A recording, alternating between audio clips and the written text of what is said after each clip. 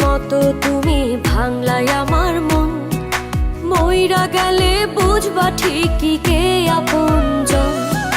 মানুষ হয়ে দিলি ব্যথা মানুষের অন্তরে, মানুষ হয়ে দিলি ব্যথা মানুষের অন্তরে। তুমি মানুষ ভাবো কারে, যে তোমারে সাপের ছোবল মারে। ও তুমি মানুষ ভাবো কারে, যে তোমারে বুকে লইয়া প্রাণে আঘাত করে, যে তোমারে বুকে লইয়া প্রাণে আঘাত করে।